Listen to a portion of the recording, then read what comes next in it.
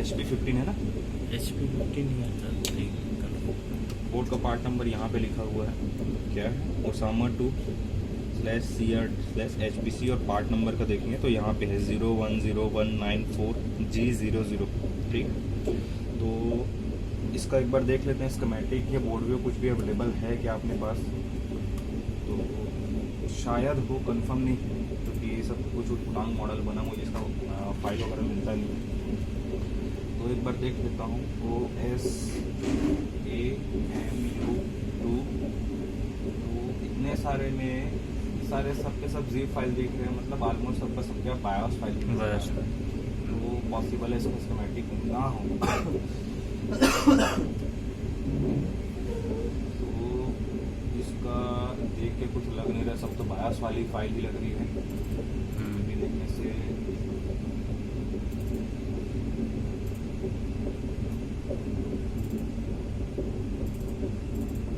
ये सब BIOS file है। तो कुल मिला के बोल सकते हैं फिलहाल इसका स्कीमेटिक या बोर्ड व्यू कुछ भी अवेलेबल नहीं है। तो यहाँ पे HP15D सीरीज का है करके तो समझ में आ गया। एक बार इसका पार्ट नंबर वाइज सर्च करके देखता हूँ। 010194G00। तो इसमें भी देख रहे तो अपने को कोई भी स्कीमेटिक या बोर्ड व्यू नज़र नहीं आ रहा है इसमें, सब RAR फाइल है, कोई भी PDF फाइल नज़र नहीं आया इसमें, और साथ ही 1 MB 4 MB मतलब राउंड फिगर पूरा बायोस ही है। कहानी फिलहाल छोड़ दो इसको, मतलब इस बोर्ड में कैसे काम करना अपने को without schematic, without board view ही अपने को इसमें काम करना होगा। हमारे स्टेप क्या होना चाहिए, सबसे पहले नो डिस्प्ले के केस में सबसे पहले हम चेक करते हैं नॉर्मल एम्पियर। सेकंड चले जाओ रैम रीसेट में, ठीक है, टेक्निकली हमको क्लू चाहिए, रैम रीसेट वगैरह वो सब सही होना चाहिए। थर्ड ऑप्शन PLT रीसेट सही होना चाहिए। PLT रीसेट के बाद बायोस भी सही होना चाहिए अपना, बायोस भी प्रोग्राम करके देख लो, बट काफ़ी सारी चीज़ें चेक कर सकते हैं उससे पहले भी, ठीक है। हाँ, यहाँ पे आज एक क्लू देखेंगे, क्या क्लू कि बायोस IC के केवल पिन नंबर 1 से अपन कैसे आइडेंटिफाई कर सकते हैं कि हमारे बोर्ड में कहाँ तक का सीक्वेंस पूरा हो रहा है, कहाँ तक का नहीं हो रहा है। मतलब एक पॉइंट से ही अपने पूरे बोर्ड का फॉल्ट फाइंडिंग हो जाएगा। तो सबसे पहले पावर प्लग करता हूँ और ऑन करके दिखाता हूँ सबसे पहले एम्पियर क्या ले रहे हैं, ठीक। तो बिफोर पावर ऑन ये ले रहा है 25, जो कि सही है, ठीक है। अब जब पावर बटन प्रेस करता हूँ तो ये जा रहा है कितना 820 के समथिंग, धीरे धीरे बढ़ रहा है, लगभग 800 के समथिंग मान के चलो, 800-850 के आसपास ही जा रहा है ना। तो फिलहाल इसको बंद करता हूँ, अब बिना रैम देखता हूँ क्या हो रहा है। हालांकि विथ रैम विदाउट रैम देखने से भी ये प्रॉब्लम समझ में आ सकती है। जैसा कई बार हम DSO यूज नहीं कर रहे, वहाँ पे हमको चेक करना है कि रैम लिया कि नहीं लिया, तो देख सकते हैं इसमें भी सेम एम्पियर। इसका मतलब वो रैम को एक्सेप्ट ही नहीं किया है बोर्ड अभी तक। अब ये सेम चीज हम किसमें नजर आएगा, रैम लगे होने पे भी हम इस चीज को पता कर सकते हैं कि हमारे बोर्ड में रैम लगा है कि नहीं लगा, या रैम लिया है कि नहीं लिया। कैसे, तो हमको चेक करना है मेन बायोस के पिन नंबर 1 पे। सबसे पहले ध्यान देना हमको पता करना है कि इसमें से, जैसे यहाँ पे देख सकते हैं 2 बायोस है, एक बायोस यहाँ पे है, एक बायोस यहाँ पे है। तो बहुत सारे सिचुएशन में या तो स्कीमेटिक खोल के देखते हैं, वहाँ पे लिखा है कितना MB का, या तो बायोस IC उसमें प्रोग्रामर पे लगा के देखते हैं बहुत सारे लोग, ठीक है। हमारे पास एक सिंपल कैलकुलेशन है जो बाय डिफॉल्ट प्रैक्टिकल और सही कैलकुलेशन है, जो कि कंपनी वाले हमेशा यूज करते हैं। कहने मतलब यहाँ पे जो भी बायोस IC का नंबर लिखा होगा, ये नंबर ही उसकी IC का साइज बताएगा। तो इसका कैलकुलेशन कैसा होता है उसको देख लेते हैं। तो इसको कैलकुलेट करने के लिए सिंपल, सबसे पहले हमको लिखना है 1024 इंटू कितने से करना है, तो ध्यान देना है इसमें बायोस IC के ऊपर हमेशा नंबर लिखा रहता है 25L4060803264 ठीक है, समथिंग इस टाइप का नंबर लिखे रहता है। तो जैसे कि अगर इसमें देख रहा हूँ तो यहाँ पे मेरा नंबर लिखा हुआ दिख रहा है 25Q80 तो 80 में हमको 2 डिजिट लेने की जरूरत नहीं है, केवल 1 डिजिट लेने की जरूरत है, हाँ, मतलब कि 8 को। तो 25Q80 का सीधा 8 बस लेंगे, ये 8। अब यहाँ पे भाग करना है किसके साथ में, 8 के साथ। तो एग्जैक्टली कितना दिखा हमारा, 1 MB 1 MB एग्जैक्टली हमारा दिखा रही है 1 MB का। एक और बायो साइज यहाँ पे है, यहाँ पे क्या दिया है 25Q32FVSIG, मतलब यहाँ पे हमको मिला नंबर क्या 32। 32 पर ध्यान देना यहाँ पे एक 0 नहीं डला है, हाँ। दोनों को दोनों क्या है नंबर में, नंबर मतलब में है। दोनों को हमको लेना पड़ेगा। 1024 इंटू 1024 इंटू कितना 32 भागे 8, तो ये एग्जैक्टली दिखा रहा है 4 MB 4 MB का। ठीक, तो यहाँ पे हम श्योर हो गए कि कौन सा हमारा 1 MB का मतलब इसी बायोस है और कौन सा हमारा मेन बायोस है। ठीक है। अब हमको क्या करना है, मेन बायोस के पिन नंबर 1 में ही रखना है और देखना है हमारे डीएसओ में कि जो हमारा डेटा बनता है, हाँ, ये डेटा का टाइमिंग क्या है हमारा, विथ रैम और विदाउट रैम दोनों। ध्यान देना है कहाँ पे रख रहा हूँ, बायोस आईसी के पिन नंबर 1 पे। 1 में, ये रहा पिन नंबर 1। ठीक है। अब पावर ऑन करता हूँ, तो ये ऑन होने के बाद यहाँ पे दिखाई देगा, ध्यान दो सेटिंग क्या रखना है, 2 वोल्ट रहने दो, ये 5 मिली सेकेंड, इसको 200 यूएस में कर लो, 200 to 500 यूएस सही है, और ट्रिगर वोल्ट को जाने दो 1 वोल्ट के आसपास। ठीक है, इतना चलो चलेगा।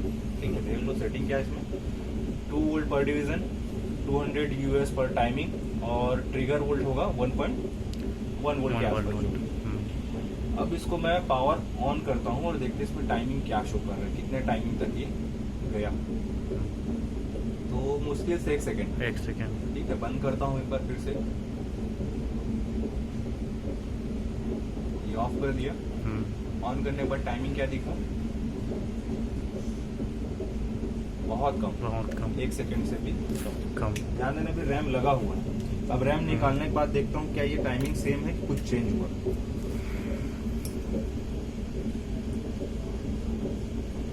अभी भी सेम है। इसका मतलब हम 100% श्योर तरीके से बोल सकते हैं कि बोर्ड में हमारा रैम एक्सेप्ट नहीं कर रहा है, बोर्ड में हमारा रैम एक्सेप्ट नहीं कर रहा है। अब ये बोर्ड रैम एक्सेप्ट नहीं करने का मतलब क्या है, तो ऐसे कंडीशन में पहले तो रैम ही चेंज करके देख ले, उसके बाद दुनियादारी का जो भी काम करना है करें। तो पहले एक बार रैम चेंज कर लेता हूँ, एक और रैम है उसको भी उसमें का रैम। ठीक है, इसमें क्या लगा है, DDR3L लगा हुआ है और यहाँ भी DDR3L ही है। ठीक है, इसको लगाने के बाद देखते हैं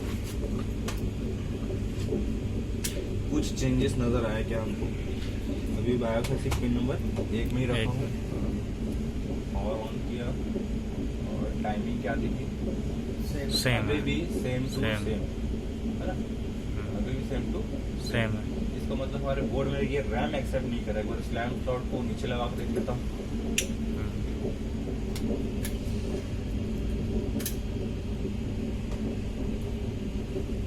नीचे लगाया, ऑन किया, अभी भी सेम 1 सेकंड से ज्यादा नहीं ले रहा। ध्यान देना अपने को मिलना क्या चाहिए, अगर हमारे बोर्ड में डिस्प्ले आएगा तो कम से कम 3 सेकंड से ऊपर का हमारा वहाँ पे डेटा शो करेगा, कम से कम 3 सेकंड। तो इस रैम को वापस रख दो, फिलहाल रैम का काम करना, रैम पॉसिबल है, ये भी सही है। अब हमको काम करना है कि इस बोर्ड में ये रैम एक्सेप्ट कर क्यों नहीं रही। ठीक है, तो जैसे कि अब जाते हैं रैम रीसेट में, साथ ही और इसके कॉमन रिक्वायरमेंट्स वगैरह पे। तो रैम रीसेट के लिए ध्यान देना, रैम रीसेट से पहले एक बार सभी वोल्टेज लेवल पे आ जाते हैं। ठीक है, कि वोल्टेज लेवल क्लियर होने के बाद ही डेटा लेवल चालू होता है। तो इस बोर्ड में ध्यान देना, स्कीमेटिक नहीं है तो कैसे आइडेंटिफाई करें। सबसे पहले तो हमारे कॉइल हमारे लिए टारगेट है।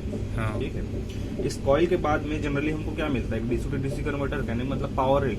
ठीक है, तो उसके लिए वैसा पावर रेल को भी एक बार क्या करेंगे, खोजने की कोशिश करेंगे। और बोर्ड में कुछ एक्स्ट्रा कहीं कुछ मॉसफेट नजर आता है, मॉसफेट और आईसी ध्यान देना बड़ा कंफ्यूजन रहता है, पहचानना उसमें बहुत जरूरी है चीजें कि कौन सा मॉसफेट और कौन सा आईसी है। आईसी को इग्नोर मारो, आईसी के काम को नॉर्मली नहीं समझ पाओगे, लेकिन मॉसफेट लगा है तो वहाँ पे उसका काम जरूर समझ सकते हो। मॉसफेट अगर सिंगल मॉसफेट एक ही लगा हुआ है मतलब वो पासिंग के तौर पे ही लगा होगा, कहने मतलब जैसे हमारा पावर है। अगर मॉसफेट होगा तो ना, जैसे कि समझने के लिए इस बोर्ड में देख सकते हैं, यहाँ पे पहले आइडेंटिफाई करने की कोशिश करते हैं ना क्या क्या है। ये तो बायोस आईसी है, विंडबॉन्ड कंपनी लिखी है नाम यहाँ पे, यहाँ भी विंडबॉन्ड लिखा है, भी दोनों बायोस आईसी होगी हमारी, ठीक है। यहाँ पे जो देख रहे हैं ये U1601 करके लिखा हुआ है, ध्यान देना। ये एक आईसी है, दिखने में कैसा लग रहा है मॉसफेट की तरह नजर आ रहा है, लेकिन आईसी है। रीजन बता रहा हूँ, अगर नीचे के इसके ट्रैक्स को देखेंगे तो ट्रैक देखने पे आपस में कोई भी मिला जुला नहीं लग रहा है। जैसे कि हमका हमारा क्या होता है, ड्रेन हमेशा 4 पिन आपस में जुड़ा रहता है। फॉर एग्जांपल यहाँ पे कंपेयर कर सकते हैं, जैसे देख सकते हो, दिख रहा है आपस में जुड़ा हुआ, इधर का चारों आपस में जुड़ा है, इधर नीचे देखे तो इधर तीनों आपस में जुड़ा है, एक पिन ये अलग दिख रहा है, मतलब हाँ ये ड्रेन है, ये सोर्स है और ये गेट है। सेम इसी तरह यहाँ पे भी देख रहे हैं तो ध्यान देना, ये चारों पिन आपस में जुड़ा हुआ दिख रहा है बाय डिफॉल्ट, है ना, मतलब ये ड्रेन हो गया, इधर का 3 सोर्स और ये गेट। यहाँ पे ऐसा कुछ नजर नहीं आ रहा अपने को, इसका मतलब ये कोई ना कोई आईसी है। अब कौन सा आईसी हमको भी नहीं पता फिलहाल, तो यहाँ पे इसको इग्नोर मारो। एक चीज यहाँ पे क्लू मिला कि ये हमारा मॉसफेट है, ये भी हमारा मॉसफेट है, बट ध्यान देना तो कॉइल लगा है, मतलब ये कॉइल का ही स्विचिंग वाला मॉसफेट है जो सप्लाई बनाएगी पीडब्ल्यूएम के थ्रू, है ना, पल्स विद मॉड्यूलेशन के साथ में, तो ये उसके लिए है ये, ठीक है। तो इसको भी इग्नोर मारेंगे। यहाँ पे ये जो मॉसफेट लगा है सिंगल दिख रहा है कि मॉसफेट, इसका मतलब 99% ये पावर रेल के तौर पे ही लगा होगा। अब किस चीज के लिए तो पॉसिबल है, यहाँ पे देखो रैम देखने में नजर आ रहा है, तो ये 1.5 वोल्ट मतलब कि रैम वाले का पावर रेल जो कि सीपीयू पे जाएगा, है ना।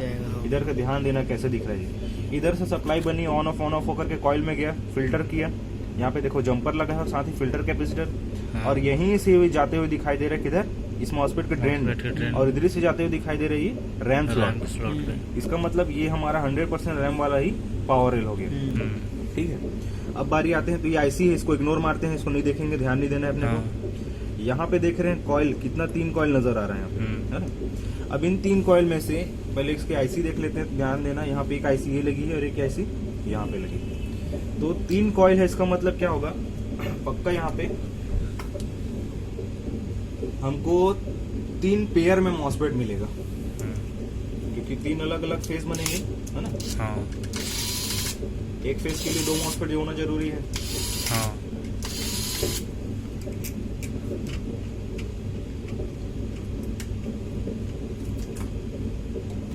तो करेक्ट, यहाँ पे देख सकता है 2 और ये 2, है ना, मतलब तीनों का पेयर बना हुआ।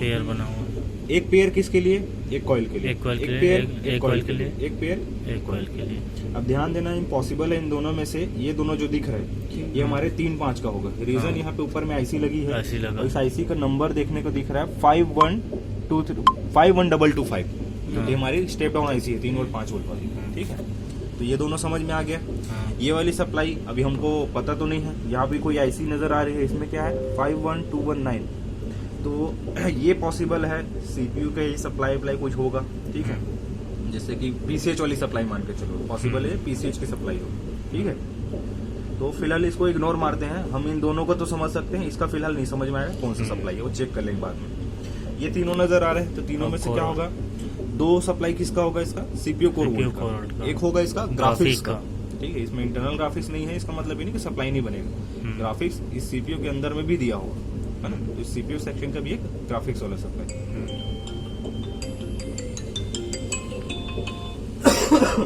हेलो, तो यहाँ पे हमको लमसम एक अंदाजा हो गया कि हमारे बोर्ड में कौन कौन सी सप्लाई किसकी है।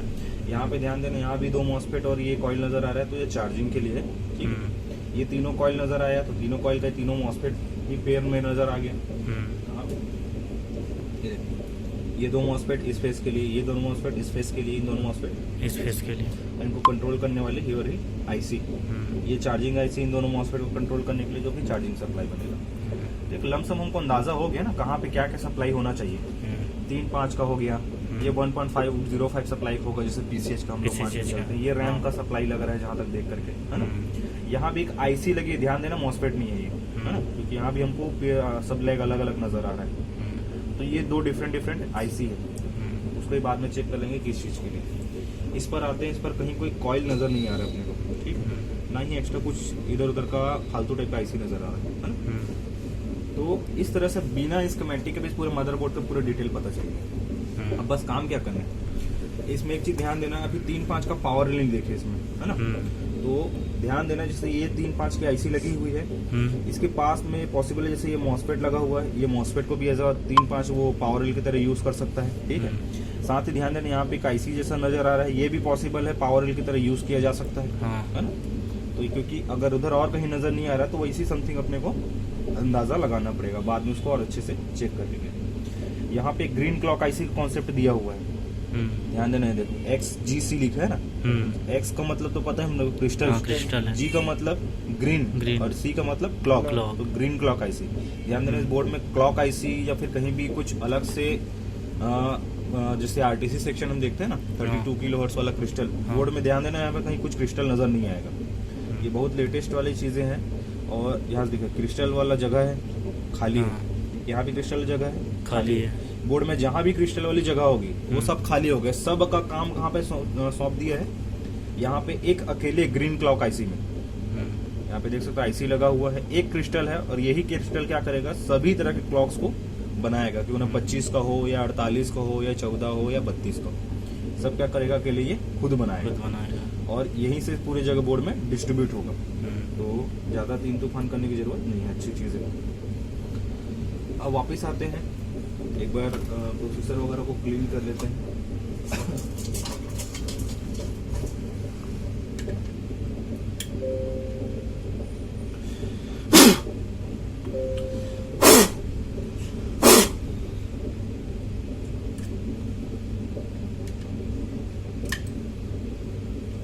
फैन लगा देता हूँ।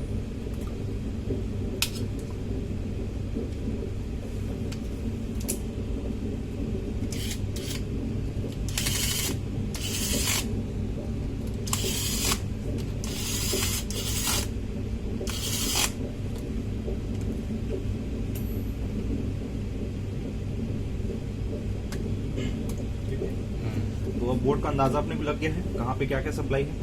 एक बार चलो सप्लाई को पकड़ते हैं, चेक करते हैं सब सही है कि नहीं, कहीं कुछ गड़बड़ तो नहीं।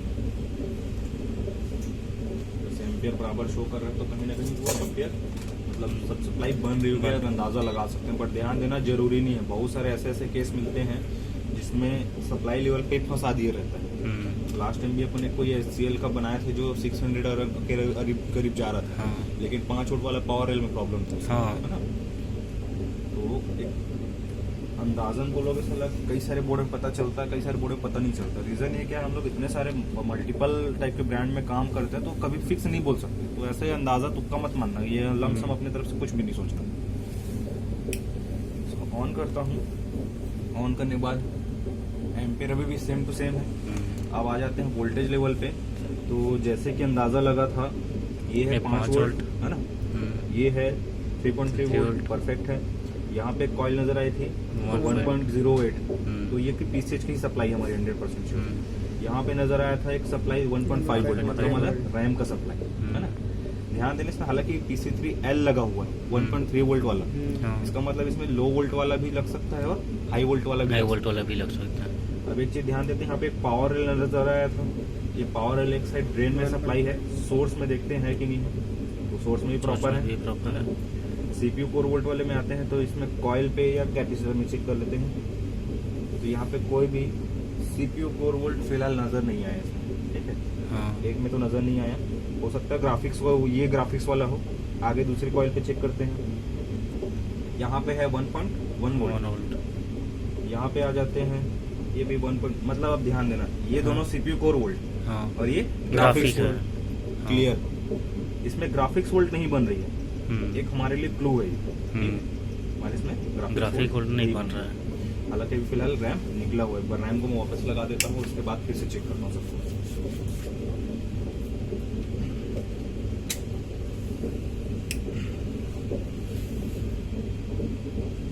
पावर लगा दिया, फिर से चेक करता हूँ, ग्राफिक सप्लाई नहीं है, ग्राफिक सप्लाई नहीं है अभी भी, ध्यान देना, ठीक है। बाकी सप्लाई ठीक है, PCH की सप्लाई ओके है। अब यहाँ पे आता हूँ, जैसे मेरे को ये IC या ये मॉसफेट नजर आ रहा है, ठीक है। जैसे कि बोले यहाँ पे 6 लेग वाला तो ये हम लोग लॉजिक गेट आईसी देखा करते थे पहले। ये हमारा डीसी टू डीसी कन्वर्टर का ही एक तरीका है, मॉसफेट ही होता है एक्चुअल में ये भी। तो ध्यान देना, इसमें देखता हूँ 3.3 वोल्ट इनपुट में है, ठीक है, पिन नंबर 1 में। और पिन नंबर 3 में देखता हूँ कितना वोल्ट है, 14 वोल्ट, जैसे कि हमारा गेट में होता है। हाँ। ठीक है, अब ये आउटपुट किस में करेगा, तो पिन नंबर 4 में। तो देखता हूँ पिन नंबर 4 में कर रहा है बराबर आउटपुट, इसका मतलब 3 वोल्ट का पावर रेल भी 100% ओके है। नेक्स्ट आ जाते हैं यहाँ पे, ये 5 वोल्ट का, तो ये रहा छोटा सा मॉसफेट नजर आ रहा है। ड्रेन में चेक कर रहा हूँ 5 वोल्ट, गेट में चेक करता हूँ कितना वोल्ट है, वही 13 वोल्ट समथिंग। ठीक है, तो ये सोर्स में पास करना चाहिए इसको, कर रहा है बराबर, कर रहा है, मतलब कि 5 वोल्ट का पावर रेल भी 100% ओके। तो यहाँ कहीं भी हमारा कोई प्रॉब्लम या कोई सप्लाई मिसिंग वाली कहानी नहीं मिली है। एक चीज बस अभी सप्लाई मिसिंग मिला है अपने को, क्या, ग्राफिक वोल्ट। और ये ग्राफिक वोल्ट मिसिंग होने के लिए हमको क्या क्या काम करना है, ये बहुत हमारे लिए क्लू है, और हमारे पास एक ऑप्शन मिल गया हमारा सीधे सीधे। अब ग्राफिक सप्लाई मिसिंग होने पे हमको क्या क्या काम करना चाहिए। पहला तो हमारा बायोस, ठीक है। दूसरा पॉसिबल प्रोसेसर खुद खराब हो, ठीक है। तीसरा पीसीएच, चौथा रैम, ठीक है। हालांकि इसको चाहो तो जो अपने आसानी के मतलब अपने काम को आसान करने के लिए जो पहले आसानी से हो सकता है उस स्टेप को पहले कर लो। ये नहीं कि पीसीएच चेंज कर लो सीधा वाला कहानी, या सीधा सीपीयू चेंज कर लो। जो काम आपको आसान लगता है वो काम पहले, लेकिन दिमाग में एक अंदाजा जरूर लगा लो। ग्राफिक सप्लाई मिसिंग में सबसे पहले क्या करेंगे अपन, बायोस सबसे पहले, ठीक है। सेकंड क्या कर लेंगे, प्रोसेसर चेंज करके देख लेंगे। थर्ड देख लेंगे रैम चेंज करके, ठीक है। चौथा क्या करेंगे, चौथा फिर ग्राफिक्स वाली आईसी या फिर इसका जो मॉसफेट वगैरह है, इस फेस को चेक कर लेंगे। कहने का मतलब पॉसिबल है ये फेस ही सही से काम नहीं कर रहा तो ग्राफिक्स वाली सप्लाई नहीं बनेगी, ठीक। या ग्राफिक सप्लाई बनने से पहले इसकी बाकी जो रिक्वायरमेंट्स है, जैसे ग्राफिक्स इनेबल, वो चीज चेक करना जरूरी है। ग्राफिक्स इनेबल बन रहा है कि नहीं बना, ग्राफिक्स इनेबल के पहले का स्टेप पूरा हो रहा है कि नहीं हो रहा है, वो सब चीज, ठीक है। तो एक रैम लग गया है। अब ये सेम चीज हम लोग जब डीएसओ में देख रहे थे, तो एक बार फिर से डीएसओ पकड़ लेते हैं।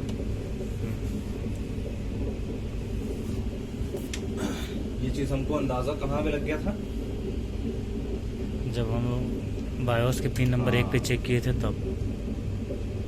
वापस आ जाता हूँ बायोस के पिन नंबर 1 में, फिर टाइमिंग ही हमको बहुत बड़ा क्लू दे देगा ये, ठीक है। ऑन करता हूँ, वही एक सेकंड। अब वैसे किस में तो सबसे पहले हमको अगर बोले ना तो प्रोसेसर ही चेंज करके देखना चाहिए। रैम तो चेंज करके देख लिए, हाँ। बायोस फिलहाल नहीं करते, प्रोसेसर सबसे पहले चेंज कर देते हैं। रीजन क्यों, एक तो पहला इसमें ग्राफिक सप्लाई मिसिंग, दूसरा बायोस का रीड राइट वाला काम हो ही नहीं रहा, तीसरा रैम एक्सेप्ट नहीं कर रहा है। तो प्रोसेसर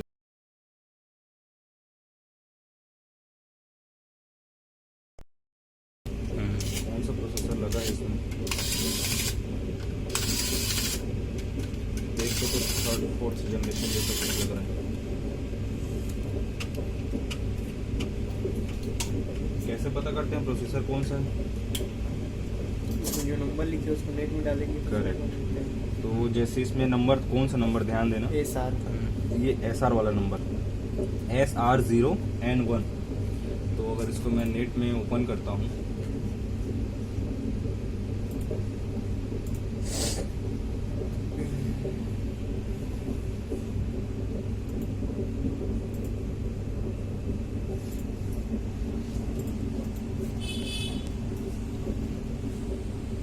क्या है, SR0N1, यही था ना।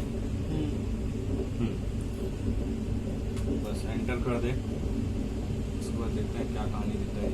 तो यहाँ पे दिखाई दिया i3 का 3rd जनरेशन, सीपीयू वर्ल्ड का ओपन हुआ और यहाँ पे दिखा रहा है Core i3 3rd जनरेशन, ठीक है। तो इसमें 3rd जनरेशन का प्रोसेसर लगाना है। मेरे पास देखता हूँ कौन सा प्रोसेसर रखा हुआ है।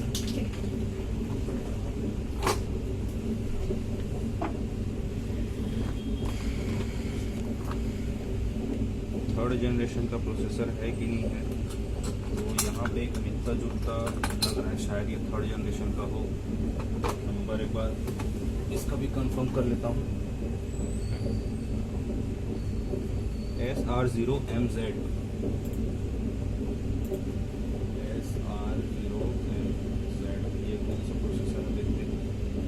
तो ये i5 में थर्ड थर्ड जनरेशन। जनरेशन, कोई इशू नहीं है। i3 i5 third generation third main generation. चीज़ है ना। तो अच्छी बात है, चेक करने के लिए अपने पास ऑप्शन है।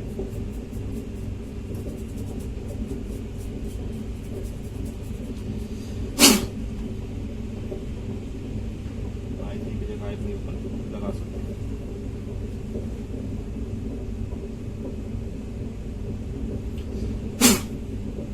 प्रोसेसर खराब ना हो वही बेहतर है, खर्चा लंबा पड़ जाएगा।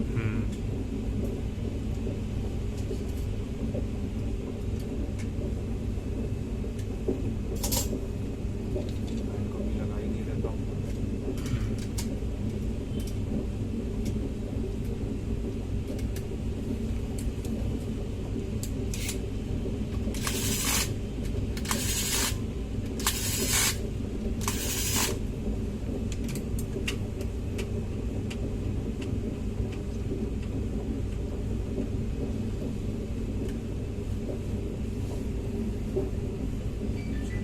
और लगा दिया, वापस अब टाइमिंग में ही आ जाते हैं।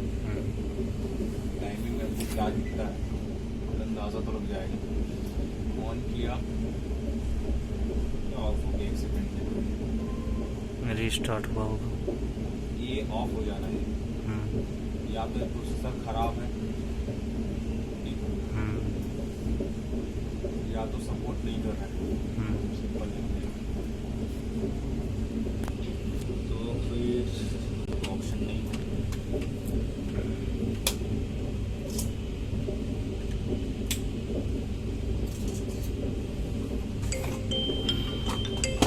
DX, SR0TX, एक्स और ये प्रोसेसर है i3 थर्ड थर्ड जनरेशन है। ठीक है, मतलब exactly same to same to same है। तो एक बार इसको लगा के देखते हैं। i5 थर्ड जनरेशन को एक्सेप्ट नहीं किया, थर्ड जनरेशन का ही एक्सेप्ट करें। एक चीज नोटिस करें, उसका प्रोसेसर का नंबर अलग है, SR0N1। हाँ। ये भी थर्ड जनरेशन i3 का, यहाँ भी ये भी i3 थर्ड जनरेशन। बट एक चीज फर्क ध्यान देना, 3110M है उसके पुराने वाले, और हाँ। ये वाला प्रोसेसर में 3120। 20M। हालांकि रहने को दोनों i3 थर्ड जनरेशन, स्पीड का फर्क होता है पैसा।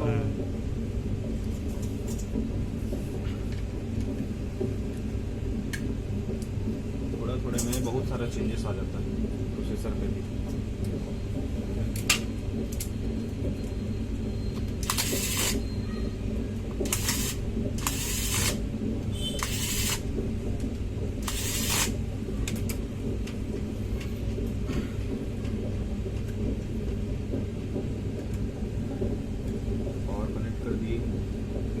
पिन नंबर 1 में आ जाता हूँ।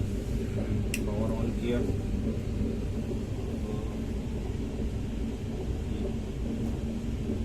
अभी भी ऑलमोस्ट क्या दिख रहा है टाइम सेम ही है। सेम ही, वही 1 सेकंड के ही आसपास ही हो रहा है। ऑफ करके फिर से ऑन करता हूँ, ये ऑफ हो गया, ये ऑन हुआ तो ऑलमोस्ट सेम है। सेम। अब आते हैं वोल्टेज लेवल पे। एक बार ये देखने की कोशिश करता हूँ क्या ये ग्राफिक्स की सप्लाई बना पा रहे हैं। तो कॉइल के दूसरे साइड मतलब आउट इनपुट साइड में अगर चेक करूंगा तो यहाँ पे हमको कुछ पल्स मिलना चाहिए ना। पल्स से अपने क्या अंदाजा लगेगा कि ये सप्लाई बनाई है, भले क्यों नहीं 1 सेकंड के लिए। ये ठीक से कनेक्ट नहीं हो रहा है।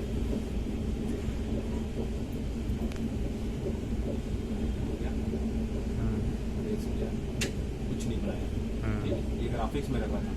एक बार सीपीयू कोर में रखता हूँ, सीपीयू कोर को क्या मिलेगा अपने को, पल्स दिखाई देगा उसमें। ये हो गया इनपुट साइड, और ये देखना, ये दिख रहा है। हाँ, सेम चीज ये हमको सेम ग्राफिक्स ग्राफिक वाले पे पे है ना, जो कि हमको नहीं मिल रहा है। यही हमारा प्रॉब्लम है मेन। ये रैम में देखता हूँ, तो रैम में पल्स मिल रहा है, ये ठीक से कनेक्ट नहीं हुआ।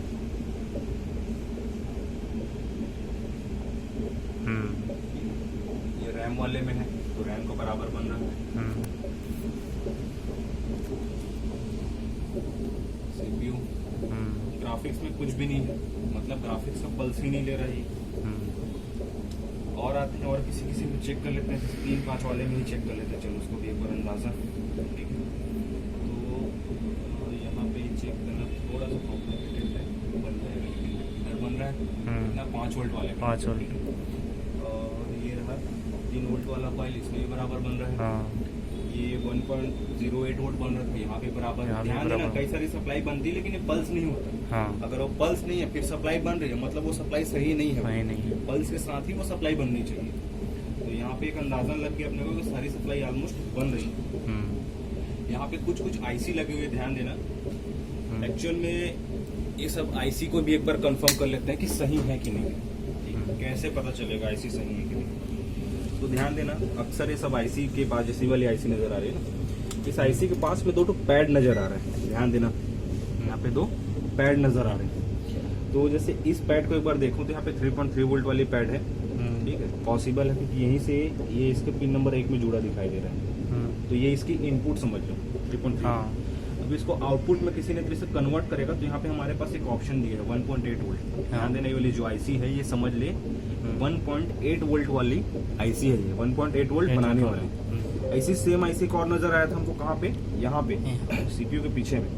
तो ध्यान देना, यहाँ पे भी इसका एक इनपुट होगा, जो कि ये है इसका शायद इनपुट, पिन नंबर 1 इनपुट था ना, इसमें भी पिन नंबर 1 में देखता हूँ।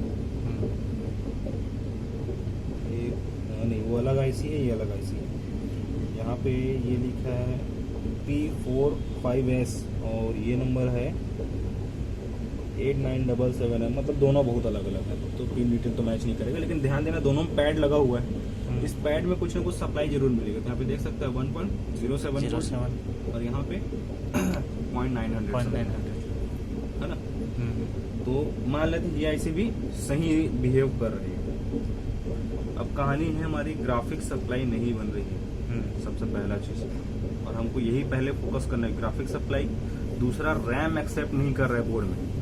तो रैम एक्सेप्ट करने के लिए अब इसका पिन नंबर 30 हमारा रीसेट वाला पिन, देखते हैं कि रीसेट, रैम रीसेट अवेलेबल हो पा रहा है कि नहीं हो पा रहा है। ठीक है, तो बिना रैम के भी कई बार बनता है और कई बार बिना रैम के नहीं बनता। इसके लिए ध्यान देने वाली बात, वोल्ट तो बनेगा, रैम वाला वोल्ट जरूर बनेगा, सिग्नल भरी ना बने, पल्स, समझ रहे हैं ना मतलब। तो कितना नंबर पिन होता है अक्सर? वो DDR3 के पिन नंबर 30 पे। तो 30 से अंदाजा कैसे लगाएं कि यहाँ पिन काउंट करने के लिए यहाँ पे एक ऑप्शन दिया है, नोच दिया है, ये 1 हो गया, दूसरे साइड में 2 होगा, ठीक है। तो 3, 4, 5, 6, 7, 8, 9, 10, 11, 12, 13, 14, 15, इस पर 15 आया, उस पर 16 है ना। नहीं, उस पर 1 है तो इस पर 30 होगा ना, वही चीज काउंट करने पर ठीक से। 1 इस पर है, 2 उस पर है ना। उधर 3 हो गया, इधर 4, 5, 6, 7, 8, 9, 10, 11, 12, 13, 14, 15, 16, 17, 18, 19, 20, 21, 22, 23, 24, 25, 26, 27, 28, 29, 30, मतलब 30 इस पर है। तो यहाँ पे देख लेते हैं, ये 2 दिया है, 3, 4, 5, 6, 7, 8, 9, यहाँ पे देख काउंट करने के लिए एक ऑप्शन दे दिया, ठीक है। तो ये 10, 11, 12, 13, 14, 10, 15 गिनेंगे, इस साइड का 15 टोटल, तो 15 में 30 होगा। जैसे 15 गिने, 1, 2, 3, 4, 5, 6, 7, 8, डॉट दिया वो 5 का है तो 3 7, 8, 9, 10, 11, 12, 13, 14, 15, ये डॉट में ना डबल डॉट दिया है इसमें। इस पर सिंगल दिख रहा है, इस पर डबल डॉट दिया है, तो कंफ्यूजन है उसको चेक करने के लिए। वैसे इस बार अगर चेक करें तो इस बार मेरे ख्याल से सेम टू सेम दिया है, 1, 2, 3, 4, 5, 10, 15, ये 15 नंबर पिन ही हमारा 30 होगा। ध्यान देना, एक बार कंफर्म कर लेते हैं, दोनों का 30 नंबर पिन आपस में जुड़ा ही रहता है, दोनों स्लॉट का। तो एक अंदाजा हो सकता है दोनों स्लॉट का, एक बार दोनों के कंफर्म करें। ये अगर पिन नंबर 30 है तो ये चीज भी इसी से ही जुड़ा होगा, एग्जैक्टली जुड़ा हुआ है। तो हमको एक अंदाजा लग गया, ये है पिन नंबर 30। अब रैम लगे में भी अपन चेक कर सकते हैं।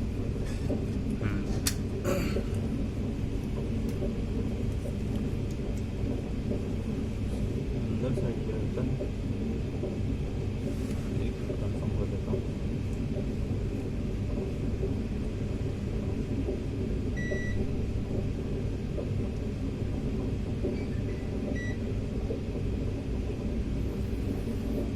अब इसको रखा वोल्टेज लेवल पे। ये रहा पिन नंबर 30। ऑन करता हूँ और ऑन करने के बाद सप्लाई चेक करते हैं तो 1.5 वोल्ट सप्लाई प्रॉपर अवेलेबल है। पीएलटी रीसेट देखते हैं पिन नंबर 22।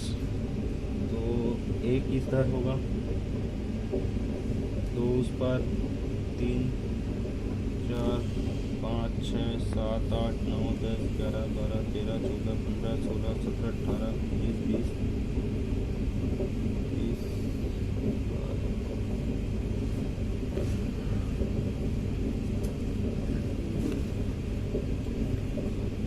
वाईफाई कार्ड निकाले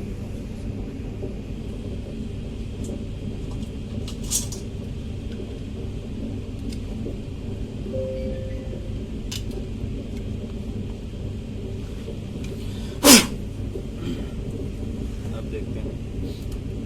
एक इधर है 2 3 4 5 6 7 8 9 10 11 12 13 14 15 16 17 18 19 20 21 22 इधर का थर्ड नंबर पिन।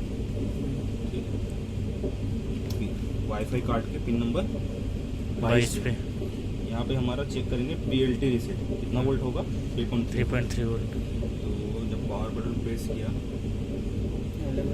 अवेलेबल है। तो इस बोर्ड में ज़्यादा कुछ तीन तूफान नहीं करेंगे, सीधे सीधे आते हैं इसके बायोस पे। ठीक है,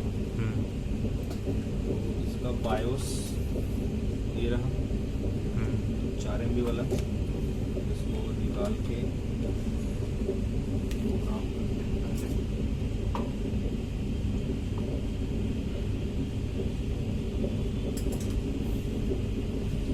सही प्रोसीजर है। बाद में चाहें तो इस मॉडल पे अगर दोबारा रिपीट आता है या ऐसे केस में अपन क्या कर सकते हैं, साउंड कट चेक किए सीधा बायोस कर सकते हैं। स्टेप पता होगा तो आसान है।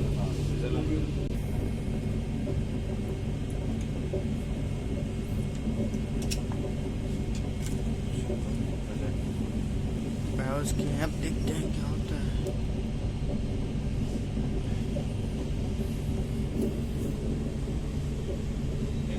बढ़ गया हाँ। हाँ अब देखते हैं बायोस के पिन नंबर 1 में क्या कहानी है, तो कहाँ रिस्पॉन्स दे रहा है वो। पिन नंबर 1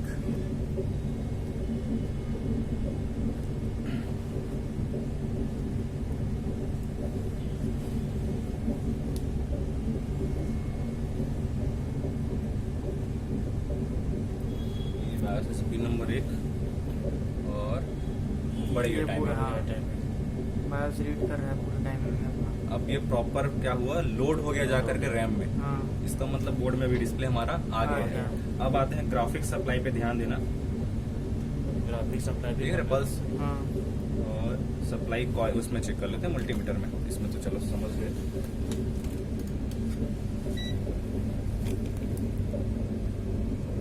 ये रहे ग्राफिक्स वाली सप्लाई, तो 1 वोल्ट के अंदर है, मतलब 855.8 वोल्ट 0.800 वोल्ट है ना, 854 मिली वोल्ट दिखा रहा है। मतलब कि ग्राफिक्स सप्लाई प्रॉपर बन गई। ध्यान देना भी अपना प्रोसेसर है, उसका प्रोसेसर लगा के चेक कर लेते हैं।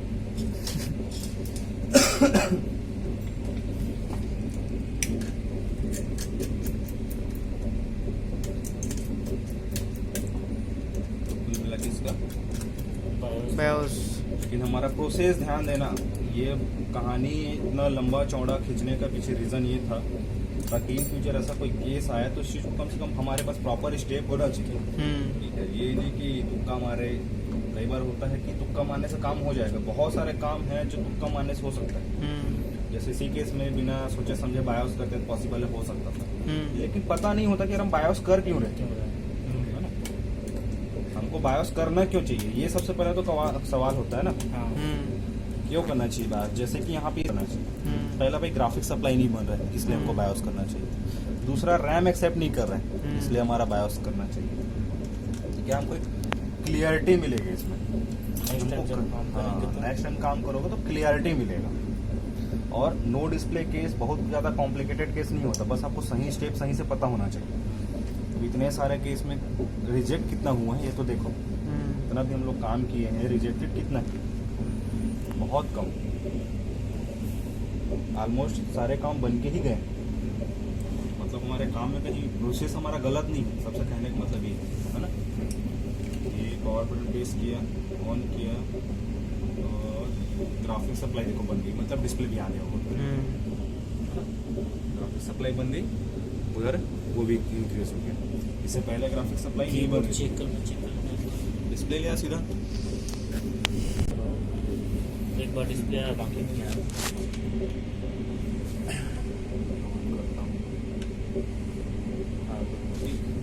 बराबर टाइम में भी आया, ज़्यादा लेट भी नहीं हुआ, मतलब एमी क्लीन का भी कोई बकर नहीं है इसमें, हालांकि डाले पुराना वाला ही है। ठीक है, फिर बराबर वहाँ पे हमारा DSO का फंडा जो अप्लाई करते हैं वो 100% परफेक्ट फंडा है, एकदम शॉर्टकट तरीका।